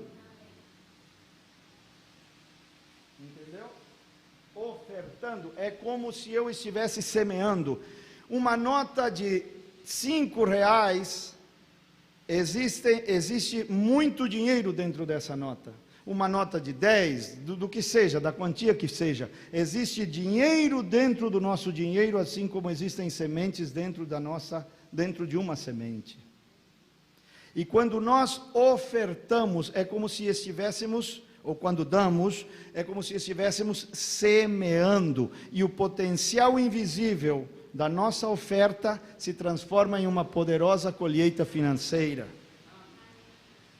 Na questão do dízimo, a própria palavra diz, 10%, dízimo, é uma porcentagem específica, não é 11, não é 9, é 10. Mas na questão da oferta, não existe porcentagem. Não é? Não existe. Não há um versículo que diga assim, a tua oferta tem que ser de 5%, de 2%, de 10%. Não existe. Mas existem parâmetros para que Deus aceite uma oferta. Por quê? Porque às vezes aqui na igreja você não dá oferta, você dá esmola. E as duas coisas são bíblicas. Você sabe que Mateus 6 fala de esmolas aos pobres, mas oferta não é esmola. Minha vida financeira mudou quando eu entendi isso, porque eu era um péssimo ofertante. Minha oferta era sonora. Sabe? Sabe o que é oferta sonora? Plim, a moedinha. Minha oferta era sonora. Aí você diz assim, ai, mas a viúva, né, deu as moedinhas, né, mas não é o teu caso. Ela deu, era tudo que ela tinha, não é o teu caso. Então não vá se comparar com a viúva, não. O que eu quero dizer com isto? Eu quero dizer, comece a dar de coração, com mais fartura, com mais fartura. Eu não tenho vergonha de falar isso. Se você pensa que eu estou aqui nervoso, ou com medinho de que você me julgue, não estou nem aí para o que você pensa de mim. Eu estou te falando a verdade, porque a minha mentalidade, mesmo dentro da mensagem, era péssima. As coisas para mim não fluíam, tudo travado, e eu pensava assim, Senhor, mas o que está acontecendo? Eu sou um fiel dizimista, eu achava que eu era ofertante também, mas não anda, Senhor, não anda. E aqui há promessa de maior abastança, e cadê a maior abastança? Eu levei meses para mudar a minha mentalidade. Meses.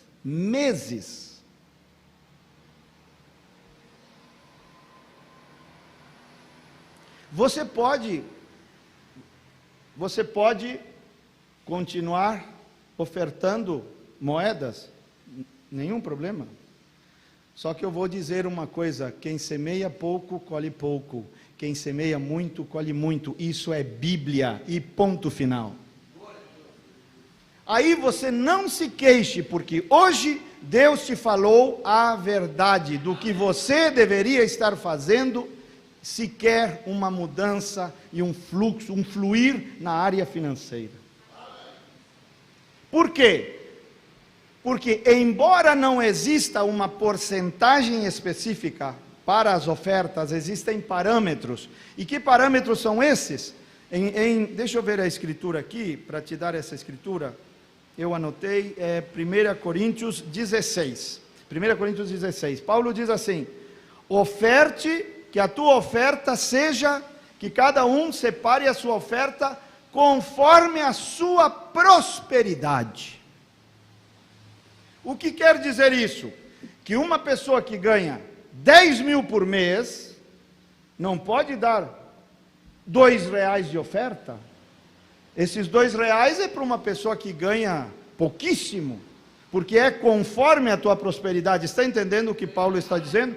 Deve ser conforme a tua prosperidade.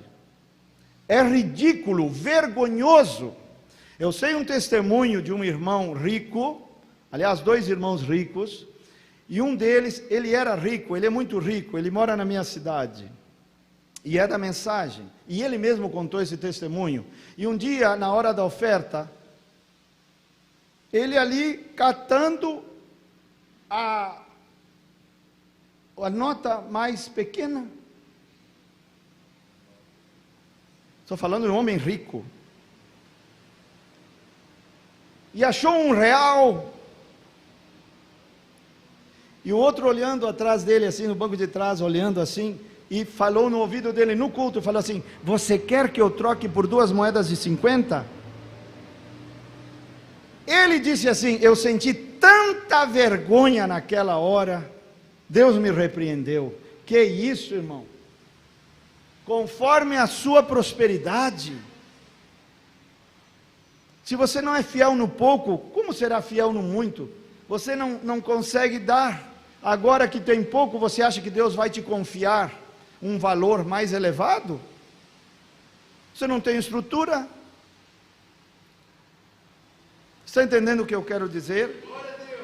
Olha, ouça o que eu vou dizer: contribua conforme a sua renda, para que Deus não torne a sua renda conforme a sua contribuição. Nós temos tudo para ser bem-sucedidos nessa área. Se não somos, é porque somos desobedientes. Porque os princípios bíblicos estão aí, a Bíblia está aí, os versículos estão aí, os ensinamentos de Jesus estão aí, mas... Está entendendo?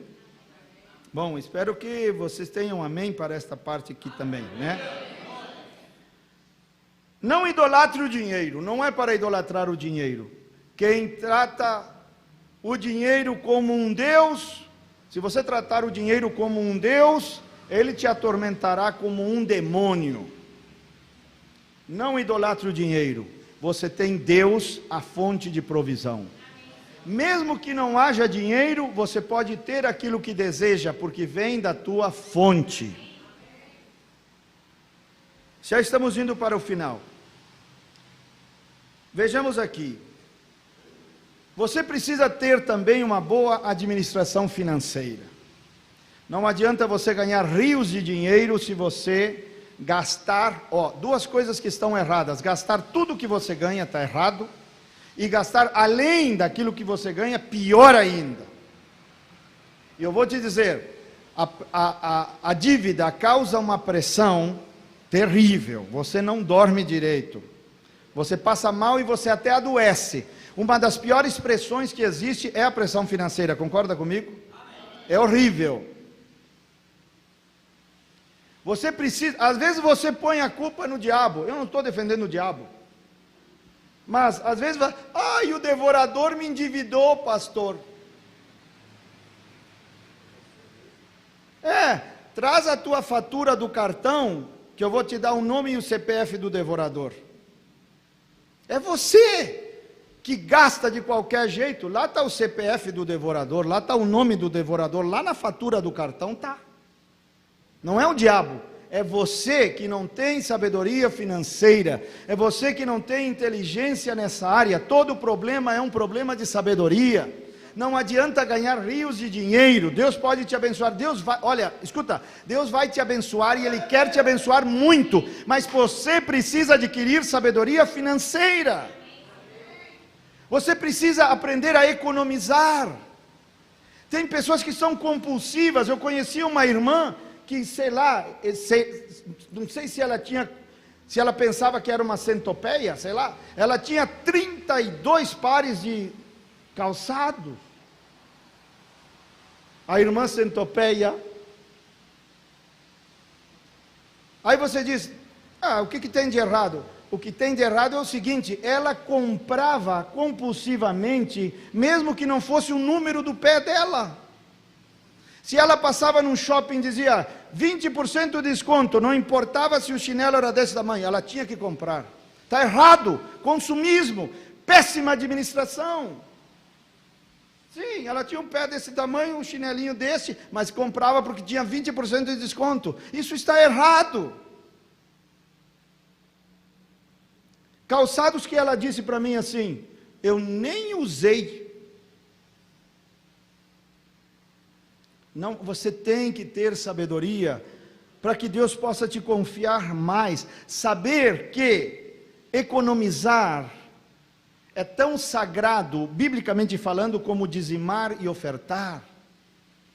Uma reserva, uma caixa d'água.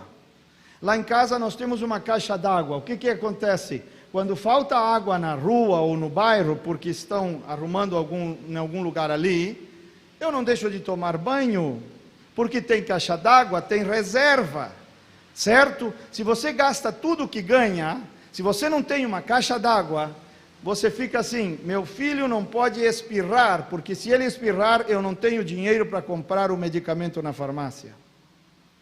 Ou seja, ao invés de sobrar muito dinheiro no fim do mês, sobra muito mês no fim do dinheiro.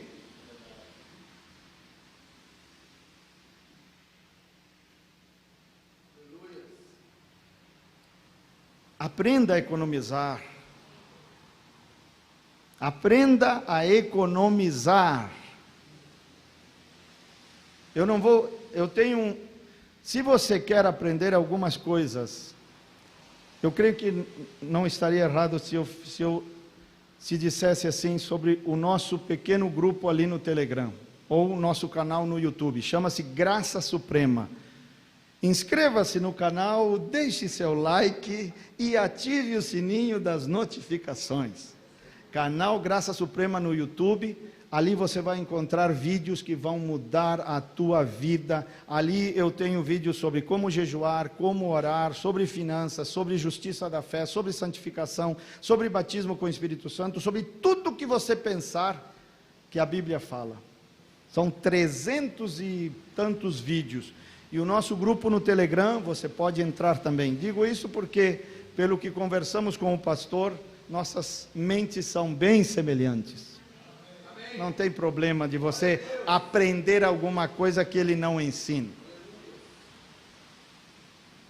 Então, irmão, terminando, eu quero dizer o seguinte: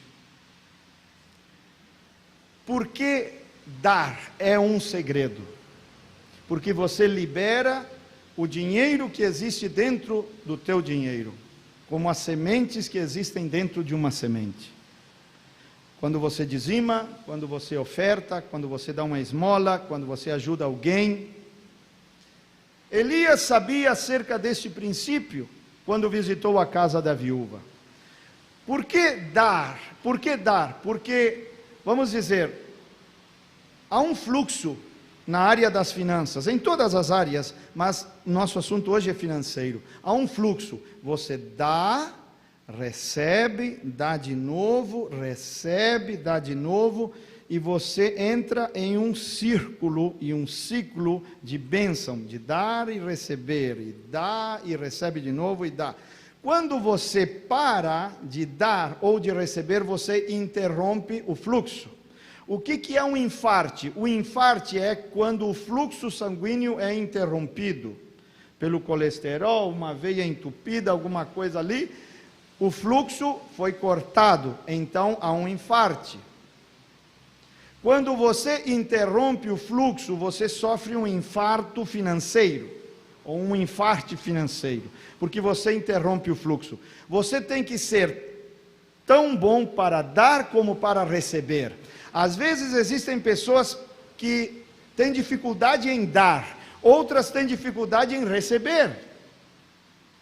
Vamos dizer que você tem tudo o que você precisa na sua casa, tudo certinho, há fartura na sua casa, mas então um irmão vem e diz assim: eu senti de te dar isto, irmão. Aí você diz: não precisa, irmão, não precisa, não se incomode comigo, dê para quem precisa. Você está errado em não receber isso que o irmão... Por quê? Porque você interrompe o fluxo. Mesmo que você tenha fartura em casa e alguém te dá alguma coisa por causa do fluxo, você tem que aceitar de bom grado. Você tem que ser uma pessoa boa para dar e boa para receber. O irmão Branham cometeu um grave erro quando a irmã Hattie Wright lhe deu o seu diziminho de viúva pobre. E o irmão Branham, enquanto a anciã estava olhando em outra direção, ele disse: eu não posso pegar esse diziminho, esta oferta desta viúva pobre, eu não posso, não tenho coragem. Ergueu a toalha de mesa, ergueu a toalha de mesa e deixou o dízimo dela embaixo da toalha de mesa. Quando eles fossem embora, ela ia limpar a mesa, lá estaria o diziminho dela. Quando ele ergueu a toalha de mesa para colocar o diziminho embaixo, o Espírito Santo disse: não faça isso, você está tirando a bênção da minha serva. Por quê? Porque ele, ao não aceitar, ele estava interrompendo o seu próprio fluxo e o fluxo financeiro dela. Ai, é uma viúva, ai, é um aposentado que ganha pouco, e o que isso tem a ver? Está vendo a mentalidade aí? O Espírito Santo não é como nós. Quando Elias chegou na casa da viúva, nós pensamos na coragem da viúva, mas ninguém pensa na coragem do profeta. Porque havia, olha, faça para mim um bolo. Primeiro, falou assim, primeiro, faça para mim primeiro. Aí a viúva disse assim: eu tenho um menino que está à beira da morte, lá dentro. Tem um menino morrendo lá dentro. Precisa desse bolinho. Seja honesto, irmão.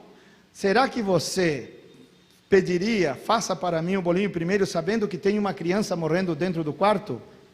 Você teria essa coragem? Está entendendo o que eu quero dizer? Que o Espírito Santo não tem essa peninha que nós temos, porque ele tem poder, está entendendo? Ele tem poder. E você tem que ter uma mentalidade de poder. O Espírito Santo não ficou dentro de Elias ali dizendo: ai, né, a criancinha está morrendo. Não, dá o bolinho para a criança, a gente se vira, a gente é adulto, toma um copinho d'água, né, e vai levando. Não! O Espírito Santo é poderoso, o Espírito Santo não tem medo, o Espírito Santo não é covarde, o Espírito Santo não é medroso. Ele disse: faça o bolo para mim primeiro e nada faltará na tua casa.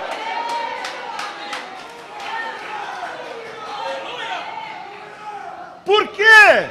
Por que faça para mim primeiro? Buscai o reino em primeiro lugar. Ponha as coisas de Deus em primeiro lugar. Ponha a obra em primeiro lugar. E o azeite não vai faltar, a farinha não vai faltar. Mesmo que seja necessário um milagre na tua cozinha.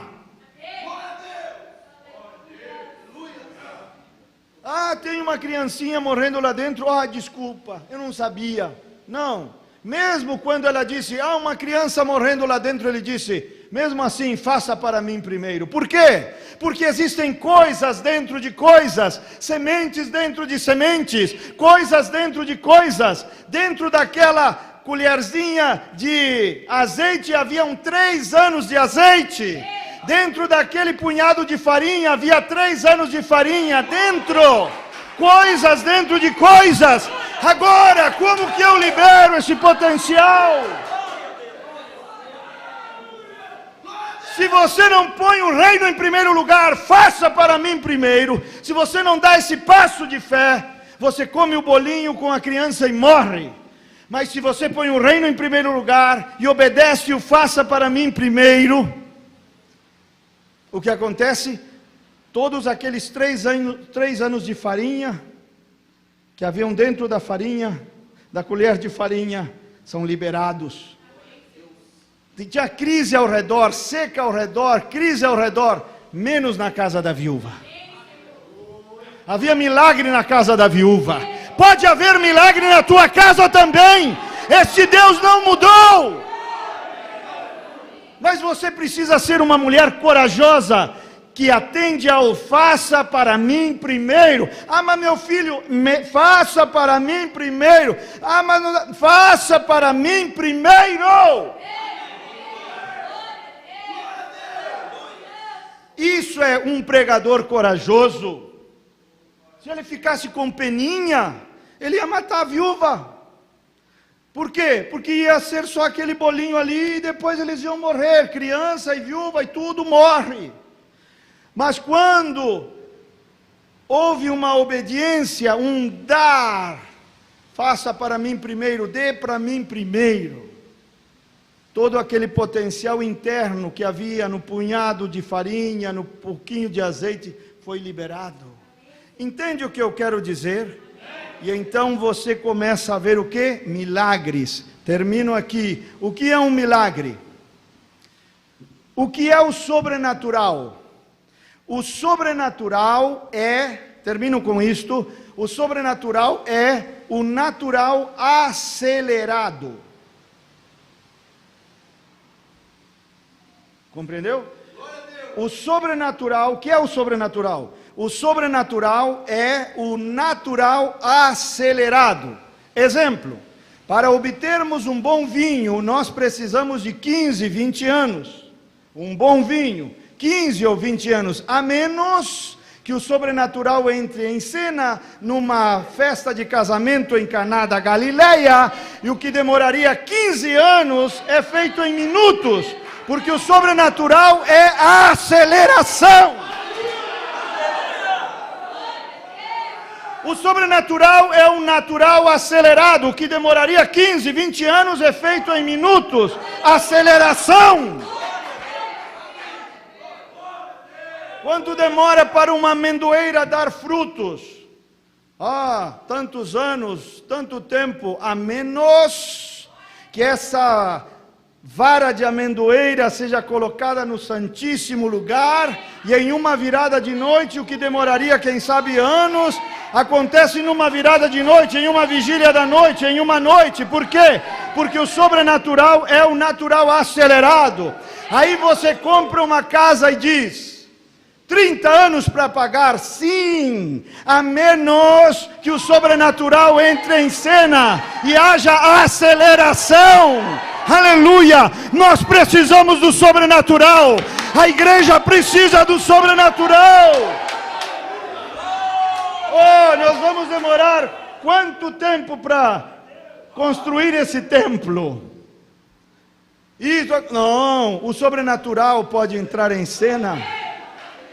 Aí um carnê, comprei um carro, 60 meses, o carnê grosso assim, 60 meses para pagar o carro, a menos que haja aceleração, a menos que haja sobrenatural, e você paga o que você pagaria em 5 anos, você paga em 1 ano, em 6 meses. Uma casa que você demoraria 30 anos para pagar, você paga em 2 anos. Aceleração sobrenatural. Foi o que aconteceu na cozinha da viúva.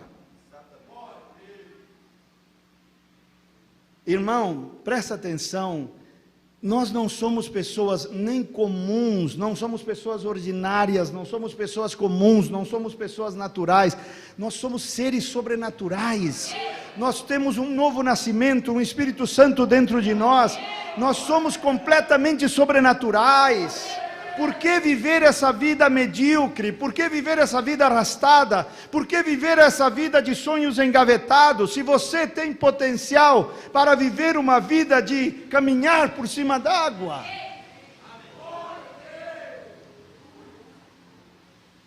Nós vamos orar com o pastor, ou se tem uma canção que seja de acordo com esta palavra, mas nós vamos orar com o pastor, que eu gosto das orações dele.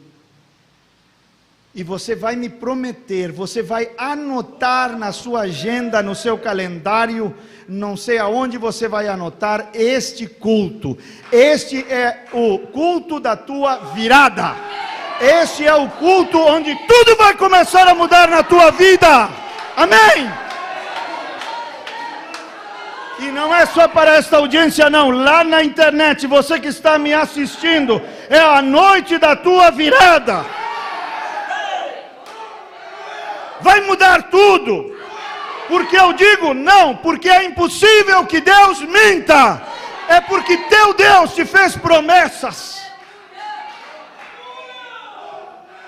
Não precisa bater na porta de ninguém. Erga a cabeça.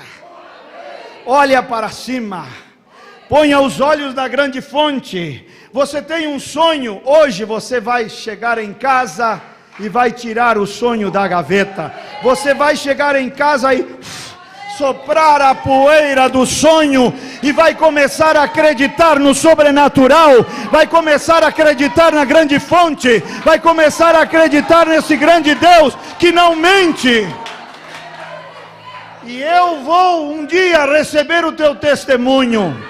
Pastor, hoje eu tenho a minha casa própria. Pastor, hoje eu tenho um carro maravilhoso. Pastor, eu paguei aquela dívida imensa. Pastor, hoje eu sou um empresário de sucesso. Pastor, eu tinha um sonho de abrir o meu próprio negócio, mas nunca tinha coragem. Mas então aquele culto me ajudou, e hoje eu tenho um negócio próspero, seja pela internet, seja físico, não interessa. Ah, você estava procurando algo para fazer na internet? Pois é isso que eu estou falando. Não é a internet, é a fonte. Mas a internet pode se tornar algo ali na internet, um meio, apenas um meio, para que você prospere. Não tenha medo. O medo te trava. Encara, vai, faz, crê, creia. Ah, e se não tem de se falhar, Deus não falha. Ai, se não der certo, para com isso. Se você sair com essa mentalidade depois de tudo que eu preguei, você tem direito. Agora, imagina o casal. Imagina o casal. Os dois crendo em um Deus poderoso, numa fonte. Nossa fonte vai nos dar a nossa casa, nossa fonte vai nos dar um bom emprego, nossa fonte vai pagar a nossa dívida monstruosa, nossa fonte vai nos tirar desse buraco, nossa fonte, a esposa dizendo para o esposo dizendo para a esposa: ah, irmão, eu sei que você vai sair deste culto com uma felicidade transbordante, eu sei que você não vai sair a mesma pessoa deste lugar, eu sei que você vai sair por aquela porta com um sorriso largo no rosto, porque Deus te falou, porque Deus ouviu as tuas orações, viu as tuas lágrimas, o teu clamor na madrugada, Ele ouviu tuas orações, teus gemidos, teus pedidos, você tem orado: Senhor, Senhor, Senhor, e então Ele traz alguém de longe para te falar tão claramente em uma noite. Aleluia! Há uma unção neste lugar, há um poder neste lugar, há um avivamento neste lugar. Aleluia! Fica de pé. Erga as mãos. Erga. Teu Deus é a fonte. Nunca mais serás envergonhado, homem. Nunca mais serás envergonhada, irmãzinha. Você disse para Deus: eu estou cansada de ser humilhada, meu Deus. Eu não quero mais viver assim. Você acha que Deus não ouve? Se Deus não ouve, o que foi então esta pregação nesta noite?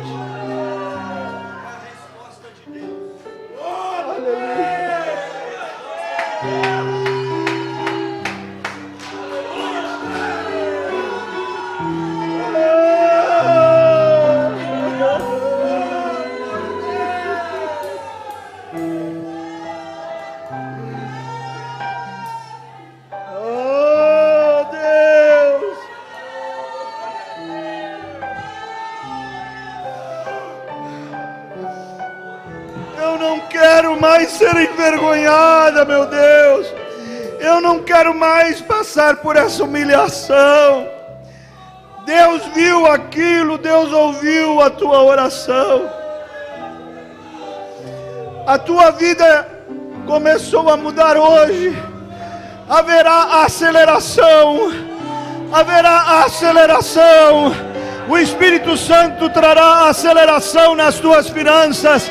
Haverá um sobrenatural se derramando sobre as tuas finanças. Aleluia!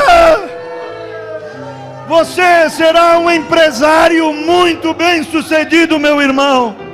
Deus vai começar a te abençoar e prosperar.